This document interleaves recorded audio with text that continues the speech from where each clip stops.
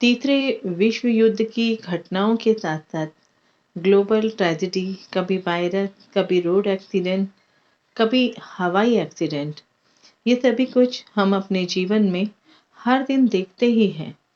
लेकिन 2020 से जो माहौल बना हुआ है और वो सभी घटनाएं होती भी दिखाई भी दे रही हैं।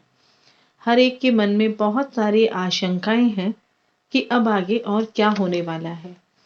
ऐसे में सबसे पहले एक ही नाम डरा रहा है, भूकंप या बड़े पैमाने पर प्राकृतिक आपदाओं की चिंता सताने लगी है। 2020 से ही इस होने वाले परिवर्तनकारी समय का प्रभाव और विश्व पर इसका जो प्रभाव होने वाला है उसका डर पिछले 4 वर्षों के दौरान हम सभी देख रहे हैं। इस तरह के प्रलयकारी परिवर्तन को समझने के लिए हम अमावस्या की कुंडली देखते हैं, पूर्णिमा की कुंडली देखते हैं, ग्रहण की कुंडली देखते हैं, भारत की आधार कुंडली देखते हैं और चैत्र शुक्ल प्रतिपदा कुंडली का भी उपयोग करते हैं। इसका बहुत बड़ा श्रेय ज्योतिष को जाता है क्योंकि ये प्रेडिक्शन वर्ल्डली पैरामीटर पर आधारित होती है।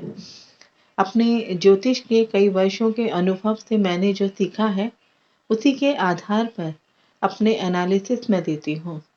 कुछ रेयर ट्रांजिट ऐसे बनते हैं जो बड़ी घटनाओं को जन्म देते हैं, जिसमें जब भी शनि या बृहस्पति या दोनों राहु केतु के साथ एक ही राशि में ट्रांजिट करते हैं तो इसका प्रभाव अधिक क्लियर नजर आता है। क्योंकि राहु केतु कैटलिस्ट होते हैं, मतलब ऐसी चीज जो किसी घटना या परिवर्तन को और भी ज्यादा गति देती है। इसके अलावा अग्नि तत्व की राशियां जैसे मेष राशि, सिंह राशि, धनु राशि, इन राशियों में शनि का ट्रांजिट अधिक विनाशकारी पाया गया है। कुछ एग्जाम्पल में से एक एग्जाम्पल हम सेकेंड वर्ल्ड वॉर का देख सकते हैं। तब शनि मेष राशि में था, राहु केतु अपने एक्सिस में मेष और तुला राशि में थे। इसके बाद जब 300 साल के बाद इसी अग्नि तत्व की राशि मेष में शनि और केतु की युति हुई तो अमेरिका और रशिया के बीच क्यूबा मिसाइल का क्राइसिस आया था। 1962 में इनका एक्सिस मकर और कर्क में था। तब इंडो चाइना फ्लैश पॉइंट बन गया और हम क्यूबा मिसाइल क्राइसिस के साथ तीसरे विश्व युद्ध के बहुत क्लोज थे। 1962 के फरवरी के महीने में मकर राशि में उस समय 8 ग्रह युति कर रहे थे। ऐसे ही 26 दिसंबर 2019 को जब कोविड आया था तब उस समय भी अगर आप देखें तो सूर्य ग्रहण था और 6 ग्रह अग्नि तत्व की धनु राशि में थे और केतु के मूल नक्षत्र में ग्रहण था। इस नक्षत्र की देवी नृति है जो विनाश की देवी भी कही जाती है और उस समय राहु आद्रा नक्षत्र में था जिसके डिटी रुद्र है। राहु अपने ही नक्षत्र में होने के कारण ज्यादा शक्तिशाली होता है और ऐसा लगता है कि जैसे भगवान शिव का क्रोध सबके सामने आ गया हो। इस ग्रहण के 6 महीने तक क्या हाल रहा हम सब ने देखा, क्योंकि ग्रहण का प्रभाव 6 महीने तक प्रभावी रहता है। उसी तरह न्यू मून, फुल मून के समय भी कुछ ऐसी घटनाएं देखने को मिलती हैं और ये पूर्णिमा और अमावस्या तिथि के समय होता है। और ऐसे ही समय में जब कई ग्रहों की युति एक साथ एक ही भाव में बन जाए और जिसमें राहु केतु, जुपिटर, सैटर्न हो, मंगल हो, तो उसी खास समय के दौरान समुद्री तूफान आते हैं, प्राकृतिक आपदाएं आती हैं, एक्सीडेंट्स होते हैं। भारत के चार्ट में 5 दिसंबर 2019 से 5 जुलाई 2021 तक चंद्रमा में शनि की दशा थी। चंद्रमा थर्ड लॉर्ड होकर थर्ड हाउस में है शनि के साथ। शनि लग्न से 9th और 10th हाउस का लॉर्ड है और महादशा स्वामी चंद्रमा से 7th और 8th लॉर्ड है। इसीलिए चंद्रमा में शनि में प्रोग्रेस और किसी भी तरीके के मूवमेंट को रोकने की क्षमता है। नवांश में चंद्रमा राहु केतु के एक्सिस में है और शनि चंद्रमा से 6th और 7th लॉर्ड है और शुक्र के साथ है जो चंद्रमा से 10th और 3rd लॉर्ड बनता है। और ये दोनों चंद्रमा से छठे भाव में है। शनि की दशा भारत के लिए कभी भी अच्छी साबित नहीं हुई। थर्ड हाउस हम जानते हैं नेबर कंट्री के लिए देखा जाता है। थर्ड हाउस आपकी प्रॉपर्टी का बॉर्डर भी होता है। तो आप लोग देखिए बॉर्डर के मैटर्स में भी ये अच्छा नहीं रहा।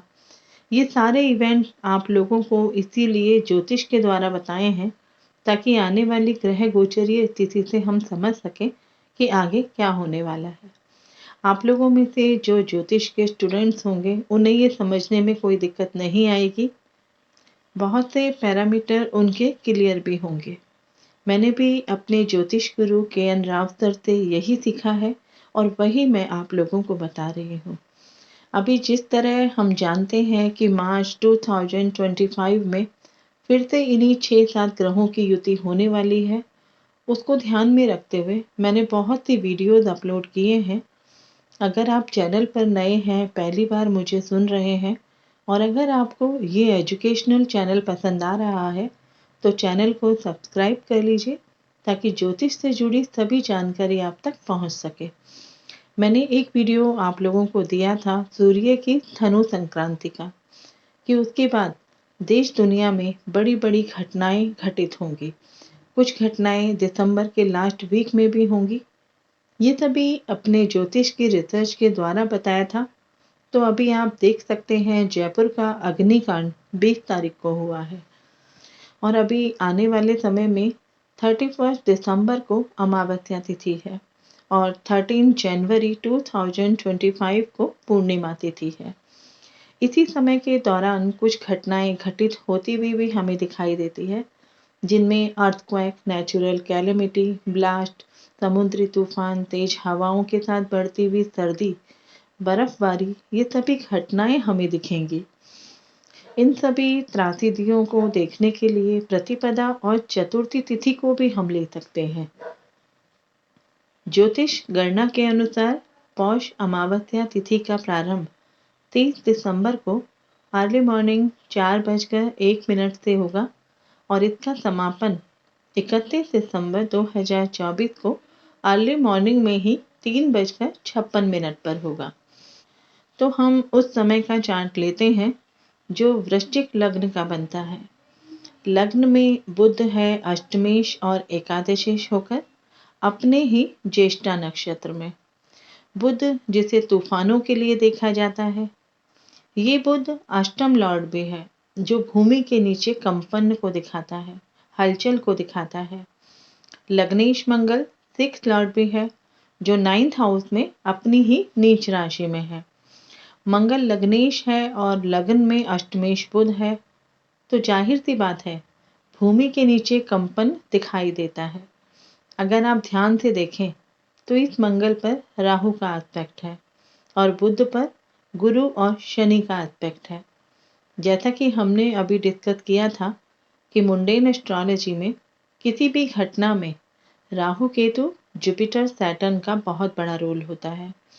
बुध और मंगल के अलावा अगर हम जुपिटर और सैटर्न की स्थिति को देखें तो सैटर्न प्रबल मारक शुक्र के साथ है 4th हाउस में जो 12th और 7th लॉर्ड भी है और उस पर लग्नेश मंगल का 8th एस्पेक्ट भी है 4th हाउस में जो जुपिटर के पूर्वा भाद्रपदा नक्षत्र में है जो अच्छा नहीं है। और अगर जुपिटर को देखें तो उस पर केतु का एस्पेक्ट है, बुध का एस्पेक्ट है। आप देखिए यहाँ जुपिटर सैटर्न और राहु केतु का रोल क्लियरली नजर आ रहा है। ऐसे में बुध का रोल भी दिखाई देता है जो अष्टम भाव का लॉर्ड है। जब इस तरह के ग्रहों का आपस में संबंध बनता है तो ये जमीन के नीचे होने वाले कंपन की तरफ इशारा करते हैं। मुंडेन एस्ट्रोलॉजी में 8th हाउस मुख्य रूप से भूकंप जैसी अचानक विध्वंसकारी घटनाओं से जुड़ा हुआ होता है क्योंकि ये भाव डेथ का भाव है, ट्रांसफॉर्मेशन का भाव है और उथल पुथल को भी ये इंडिकेट करता है। तो जब भी इस तरह की ग्रह गोचरीय स्थिति बनती है तो हमें ये सारे ज्योतिष के योगों को देखना पड़ता है। इसलिए भूकंप के लिए या किसी भी तरीके से जमीन से जुड़ी त्रासदी को देखने के लिए 8th हाउस को ऑब्जर्व करना बहुत जरूरी है। 8th हाउस में यहाँ हम देखें तो कोई भी ग्रह नहीं है। अष्टमेश यानी 8th लॉर्ड को हमने देखा, बुध को देखा। अब देखिए 8th हाउस को 2nd हाउस से सूर्य और चंद्रमा दोनों देख रहे हैं। दोनों एक ही भाव में है, एक ही राशि में है और एक ही डिग्री पर है। पूर्वाषाढ़ा शुक्र के नक्षत्र में है। मैंने कई बार देखा है कि भूकंप शुक्र के भरणी नक्षत्र में भी आए हैं। भरणी नक्षत्र का जो महत्व होता है वो मृत्यु के देवता यम से भी है, इसीलिए ये नक्षत्र विनाशक नक्षत्र होता है। लेकिन यहाँ पर ये दोनों शुक्र के पूर्वाषाढ़ा नक्षत्र में है। इसके अलावा हम ये देख सकते हैं कि ये दोनों अमावस्या के भी हैं। तो चंद्रमा भी यहाँ पर पक्ष बल में कमजोर है, 0 है। तो यहाँ पर चंद्रमा कमजोर होकर अष्टम भाव को देख रहा है। तो हम कह सकते हैं कि अष्टम भाव और अष्टमेश दोनों पर पीड़ा है।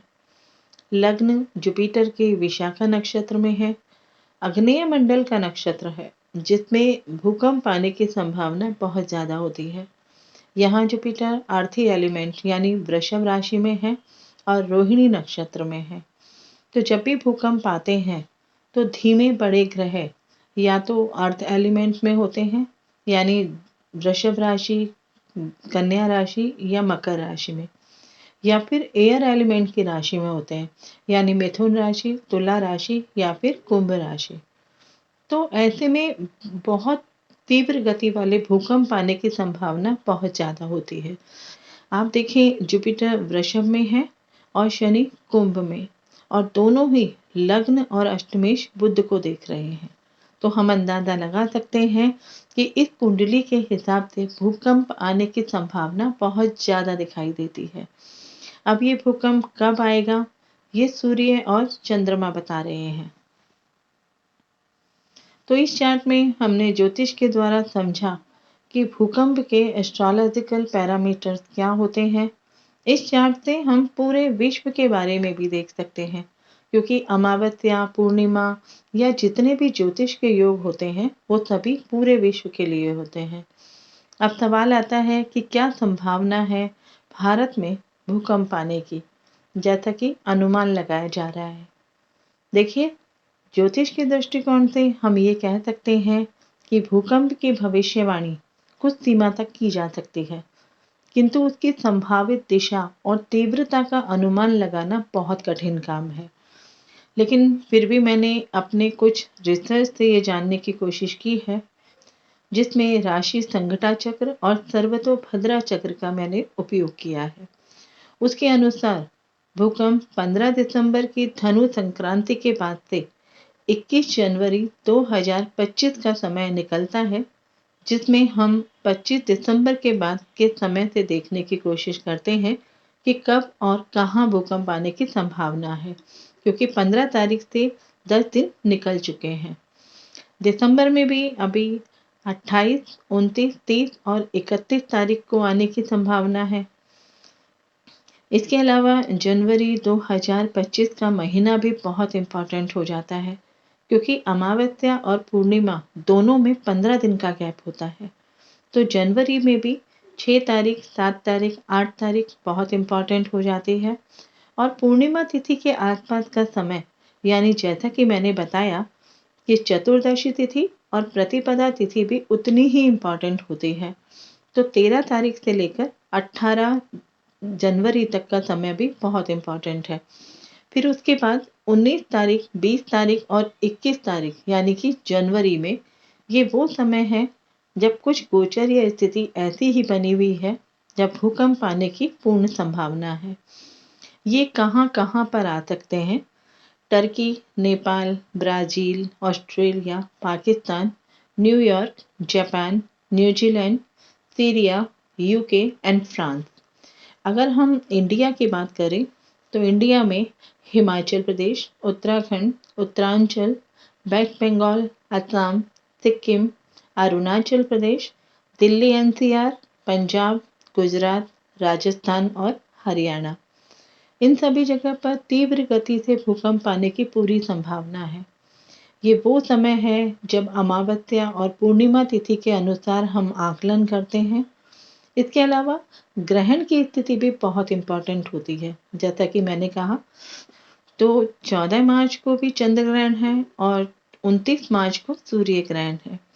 इसके बाद भी भूकंप आने की संभावना यानी कि अप्रैल के सेकंड वीक के आसपास भी हो सकती है, जो मैंने अपनी लास्ट वीडियो में भी बताया है। इस समय पर भूकंप के साथ साथ कोई त्रासदी भी हो सकती है, जिसमें जल प्रलय, आगजनी की घटनाएं हो सकती हैं, फ्लेमेबल गैसेस के कारण विस्फोट हो सकता है, प्राकृतिक आपदाएं आ सकती है और पहाड़ी एरियाज ज़्यादा प्रभावी होते हुए नजर आते हैं। आप लोगों में जिनको ज्योतिष में इंटरेस्ट है या ज्योतिष के जो स्टूडेंट्स हैं, उन्हें ये वीडियो ज्योतिष की दृष्टिकोण से इंटरेस्टिंग लगा होगा और कुछ पॉइंट्स उनके क्लियर भी हुए होंगे। अगर आपके कुछ सवाल हैं तो आप कमेंट बॉक्स में पूछ सकते हैं। मैं समय पर उनके जवाब देने की कोशिश करूंगी। ईश्वर से यही प्रार्थना है कि सब पर अपनी कृपा बनाकर रखें। होगा वही जो डेस्टिनी को मंजूर होगा। मिलते हैं ऐसी एक और इंटरेस्टिंग जानकारी के साथ। तब तक अपना और अपने परिवार का ख्याल रखें, सुरक्षित रहें। जय हिंद, जय भारत।